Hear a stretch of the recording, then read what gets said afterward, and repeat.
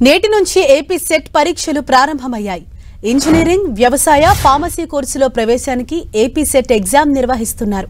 ఉదయం 9 గంటల నుంచి మధ్యాహ్నం 12 గంటల వరకు ఒక బ్యాచ్, మధ్యాహ్నం 2:30 గంటల నుంచి సాయంత్రం 5:30 గంటల వరకు మరో బ్యాచ్ కు టెస్ట్ నిర్వహిస్తారు.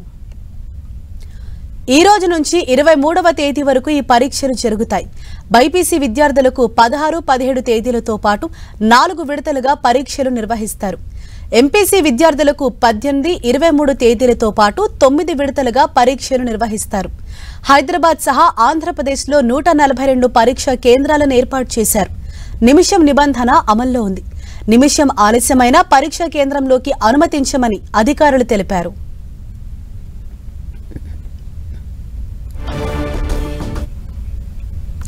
ఇదే విషయంపై మరింత సమాచారాన్ని మా ప్రతినిధి విజయ్ చంద్రన్ మనకు అందిస్తారు. విజయ్ చంద్రన్, ఆంధ్రప్రదేశ్లో ఎంసెట్ పరీక్షలు ప్రారంభమయ్యాయి. దీనికి పెద్ద ఎత్తున అధికార యంత్రాంగము అన్ని ఏర్పాట్లు చేసింది. ఒక్క నిమిషం ఆలస్యమైనా కూడా విద్యార్థులు లోపలికి అనుమతించలేదు. ఈ నేపథ్యంలో విద్యార్థుల పరువులు చాలా ఆవేదన చెందుతూ ఏడ్చుకుంటూ లోపలికి వెనక్కి వెళ్లిపోవడం జరిగింది. విజువల్లో కూడా చూస్తున్నాం, ఒక విద్యార్థికి సంబంధించినటువంటి తల్లి వచ్చి అక్కడ అధికారులతో కొంత రిక్వెస్ట్ చేసుకుంటున్న పరిస్థితి కూడా మనం చూస్తూ ఉన్నాము. అయితే ఇప్పటికే సమయం దాటిపోయిన నేపథ్యంలో ఎవరిని కూడా అలౌ చేయమని చెప్పేసి అధికారులు స్పష్టం చేస్తున్నారు. ఆంధ్రప్రదేశ్లో ఎన్నికల నిర్వహణను ఖచ్చితంగా కఠినంగా అలౌ చేస్తున్నామని చెప్పేసి చెప్పడం జరుగుతూ ఉంది. ఎక్కడ అవినీతి అక్రమాలు జరగకోకుండా అధికార యంత్రాంగం అన్ని ఏర్పాట్లు చేయడం జరిగింది. ఈ ఏమాత్రము పొరపాటు జరిగినా కఠిన చర్యలు తీసుకుంటామని చెప్పేసి ప్రభుత్వం స్పష్టం చేయడం జరిగింది. ఈ పరీక్షలు మనం పరిశీలిస్తే కనుక ఇంజనీరింగ్, వ్యవసాయము, ఫార్మసీ కోర్సుల ప్రవేశానికి ఈ పరీక్షలు నిర్వహిస్తున్నారు. ఉదయం 9 గంటల నుంచి 12 గంటల వరకు ఒక బ్యాచ్ ను, మధ్యాహ్నం 2:30 నుంచి సాయంత్రం 5:30 వరకు ఒక బ్యాచ్ కు ఈ ఎంట్రన్స్ టెస్ట్ పరీక్షలు నిర్వహిస్తున్నారు. ఈ ఏపీపీ సెట్ ను ఈ రోజు నుంచి కూడాను 23వ తేదీ వరకు నిర్వహిస్తారు. బైపీసీ విద్యార్థులకు 16, 17 తేదీలతో 4 విడతలుగా నిర్వహిస్తారు. అలాగే ఎంపీసీ విద్యార్థులకు 18, 23 తేదీల్లో 9 విడతలుగా నిర్వహిస్తారు.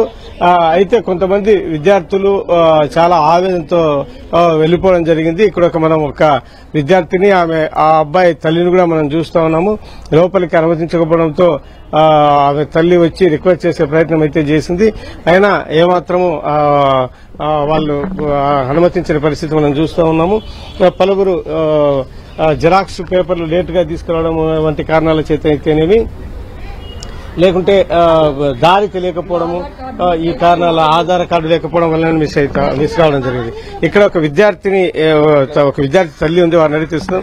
మీరు చెప్పండి, ఎందుకు మీ అబ్బాయి ఇట్లా ఆలస్యం కావడం జరిగింది? ముందుగా అవగాహన లేదా? ఎందుకు ఈ పరిస్థితి వచ్చింది? మా వారికి హెల్త్ బాగాలేదండి. మణిపాల్ హాస్పిటల్ దగ్గర లేట్ అయింది. ఆ టెన్షన్ లో ఆధార్ కార్డు మిస్ అయ్యింది. మరి నువ్వు మీ ఫ్రెండ్స్ తో కలిసి చూసుకోలేదా? లేదండి. ఈ అబ్బాయి మీ అబ్బాయి ఇక్కడ నుంచి కాదు కదా, మేము బాపట్ల డిస్టిక్ నుంచి అద్దంకి ఆ ఏరియా నుండి 9:05 వచ్చేసాడు బాబు. ఏముండదు లేరా, జిరాక్స్ కాడికి లేట్ అయిందన్న. ఆధార్ కార్డు ఇక్కడికి వచ్చేసాము. జిరాక్స్ ఏమొద్దులేండి, ఏం మాట్లాడలేదు. ఇక్కడ ఇది పరిస్థితి. చాలా మంది విద్యార్థులు, ఒక 5-6 పరిస్థితి ఇదే విధంగా ఉంది.